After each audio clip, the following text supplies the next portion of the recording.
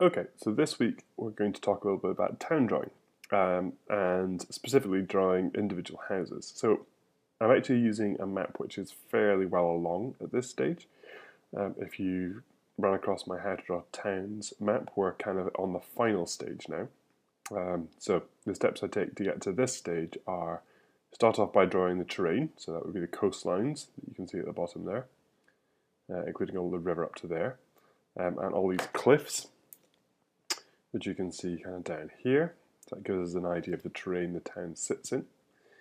Then go on to do locate the main locations that build up the structure of the town. So you can have your castle down here, your docks for trade to come in and out. In this case, there's an upper docks as well, where a lot of trade goes up the river. And then other things like this is a fish market. There's a boat yard down here. There's a main market here, a barracks, a smithy. Over the top right here's a quarry stuck up here in the corner. And then the main routes in and out of the town. So here you've got this entrance here, and then another entrance coming down the cliffs around here. And then you also want to place the defences, because we're talking about a fantasy world here. There are all sorts of nasty things that want to kill you. So you build walls to defend against them. So here is some walls around the top of the quarry, and then a defense for the various entrances into the city.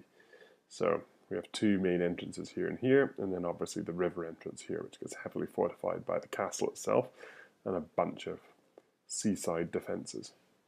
And then upriver, I'm going to assume it's fairly calm up in that direction, and these cliffs are big, so there's just a little bit of wall here. Right, so once you've done that, you place the roads.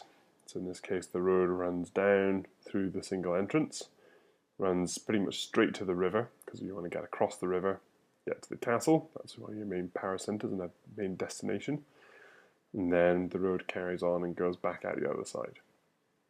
A little detour following the terrain. Your roads have to go where they can go rather than going through solid rock. Obviously, we don't have major earth moving equipment in this part of the world. And then you also go up to your economic centres, so in this case your quarry, and then I take another fairly major road up around the top, past the windmill, and then up to this is a stone elevator. So you have these cranes and winches to get the stone from the quarry up these cliffs, so you can then get to the warehouses and the upper docks, and then get away to the north. Okay, so that's kind of the backstory to the town, and that gives you some idea of the process I went through to get to this point. As you can see, the actual featured locations are already sketched in. In this case, they're all drawn by hand. I tend to draw them a little bit bigger than this, and then just move them and rescale them down to get them to the right size. What you're seeing at the moment is about 3 times the final print resolution. So this is working at 300 dpi at 100% on the computer. Right, but now what I want to do is fill in all these nice little wiggly roads with houses. And this is the thing that takes the time when it comes to town mapping. The way I'm going to do it this time is to use the pen tool. So this is what I've got selected at the moment. You can see it's this tool here. A lot of the time people use the pen tool to do kind of really nice, smooth, flowing curves. That's not what I'm going to be using it for today. So what this does is it sets up a set of paths. So if you go to your layers panel, this is layers, channels, and paths. Here are your paths. So I've started with a couple of these houses already. So you can see the lines which are the paths there. Now, unlike other things in Photoshop, a path is editable after the fact. And by that I mean that you can select the path. So here I just pressed Command to change the pen tool to the select tool here. And you see I can move these anchor points. So I can actually change the shape of these paths later on if I want to. And that's hugely useful. The other really handy thing is that it's a perfectly clean and accurate vector. By that I mean if we zoom in, right, you see everything else gets pixelated, but these paths still remain absolutely precise. Okay, so this means that your paths aren't affected by any raster, anti-aliasing, anything like that. It's an absolutely precise way to define a shape, And obviously what we're doing here is we're defining an awful lot of shapes. So it's very useful to use the path tool to lay out your houses. The downside is we've got a lot of houses and it just takes time to bang them in. So what we're going to do now is just lay in a couple of houses. So I'm just going to fill in sections down by the docks. Now, down by the docks, sorry just a minute. Coffee at Sunday morning. Down by the docks, you're likely to have the older part of town. This is where the town's likely to have begun. So you're probably going to have smaller, older houses down this point. They're going to be slightly more jumbled and definitely less planned. So let's just put in a few small houses here. So as you can see, I'm just clicking, and then when I come back to complete the path, you get that little circle beside the pen tool, and that just locks it off. Now, I'm sure you're looking at that going, but that's not square. That's not exactly right. No building's going to actually look that wonky, even if it is old and badly made. This comes down to the point that there's a limit to how accurate you want to be, just so that you actually get things done. And this just comes down to the fact that what these houses are doing, unlike the featured locations, nobody should ever really be looking at these houses. They're not going to look at it carefully and go, oh, wait a minute, that looks a bit funny. What they're actually doing here is that it's adding texture. So the viewer, that's not quite going to work. So the viewer is going to look at this and see an area filled with buildings. They're not going to see individual buildings necessarily. They're not actually going to be looking for them. So what we're doing here is we're giving the impression of urban sprawl without actually having to worry too much about detailing what that urban sprawl is. And to that effect, that's why I'm using some different shapes, some L shapes, just to break up the monotony of rectangles and squares. And that just gives it a little bit of visual texture, and it basically just means that the viewer's not going to get, they're going to get lulled into a sense of there being more detail than there really is. So anytime you can add just a little bit of variation, even if it isn't anything to do with what it would actually look like, a little bit of variation goes an awfully long way into getting the viewer to do some of the work for you. And when it comes to doing cities and towns and hundreds of buildings, getting the viewer to do some work for you is an extremely useful thing. Otherwise, you can be here forever. So you can see that if I was worrying about getting each of these perfectly accurate and straight and historically the right size and all that kind of thing, I could be here forever. But in this case, we're just laying in some shapes quickly, and that means that we're going to get a pretty good idea of a town quite quickly without needing to worry too much about historical accuracy or exact building shapes. Okay, so that gives you a quick section. Now you can see that just there we've laid in this whole little area. That looks kind of nice and jumbled and all the rest of it. What's going to happen is when we fill in these with colour, these are going to be fairly abstract shapes, but all the feature locations, the ones that are already drawn in here, are going to be coloured and highlighted, and they're going to really stand out. So what we're going to really see is a collection of feature locations which kind of locate the main parts of our town, and then a bunch of nice abstract shapes which kind of fill in the remainder of the town and make it look like a town. And that gives anybody running a game with this town the freedom to just build in whatever they want in those areas.